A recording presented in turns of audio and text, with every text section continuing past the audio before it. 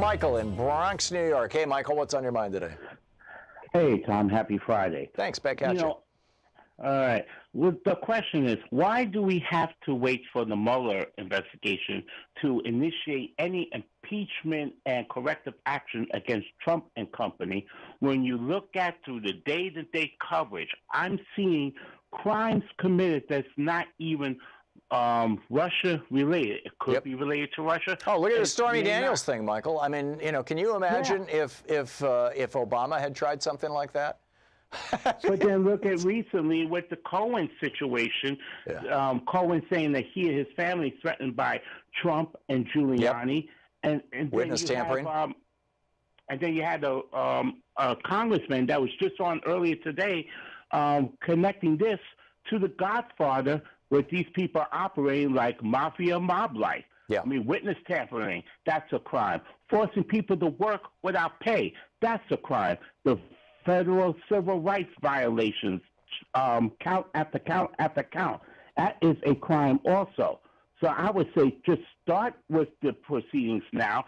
The evidence will definitely come forth as we continue on.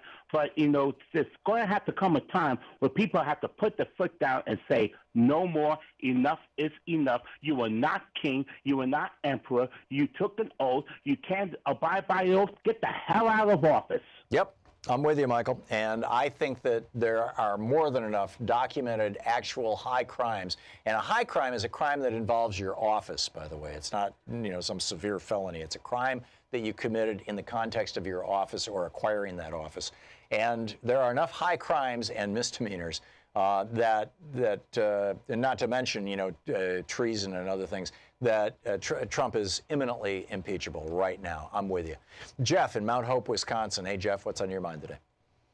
Hey, Tom, it's always a pleasure to talk to you, bud. Thank you. Hey, I just wanted to point out when we're talking about marginal tax rates at 70%. We should explain that if an employer or a business wants to reduce that marginal tax rate down from 70%, they need to reinvest their money in a machine, a building, hiring more employees. There's a whole host of things that go along with what and pay their workers better too. I mean, this is how a 74% tax rate worked in the from the 1930s to the 1980s. It caused employers to say, okay, if I'm going to have to pay 74% taxes on income over $3 million, I'm only going to take a $3 million paycheck. And that's, by the way, what the average CEO was only taking 30 times what the average worker was making. The workers were making 30 grand. The CEOs are making $3 million, and that was it. I mean, after that, it was like, okay, we'll pay more money to the workers. We'll pay, we'll reinvest in the company. Spot on, Jeff. Spot on. Very well said. Thank you. Trucker Jack in Ashdown, Arkansas. Am I saying that right, Jack? Yeah, Tom. Another very edifying show, as usual. Thank you.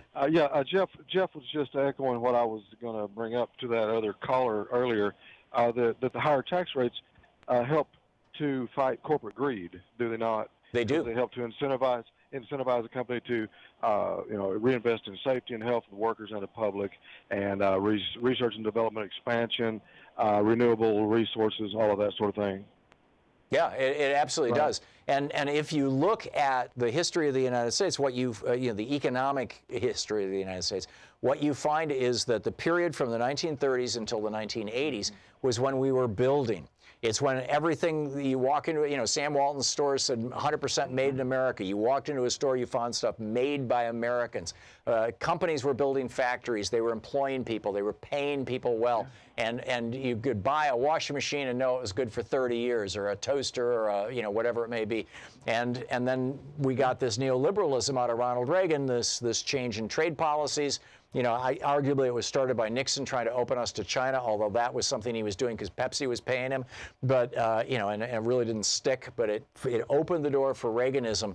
And then, of course, in the 90s, it got, went on steroids with NAFTA and with the WTO and all this stuff. And China now is the largest consumer market in the world, in addition to being the largest exporter in the world. And we have ceased to be, it used to be that we made things in this country and we sold them all over the world. Now we just import things. We have become essentially a third world country. We export raw materials, we are in debt, and we import finished goods. That's what third world countries do. We used to export finished goods. import raw materials and be a net creditor to the world. We were in 1980 when Reagan came in. More countries owed us money than we owed them. That has completely flipped upside down. Jack, thanks so much for the call. You said it so well.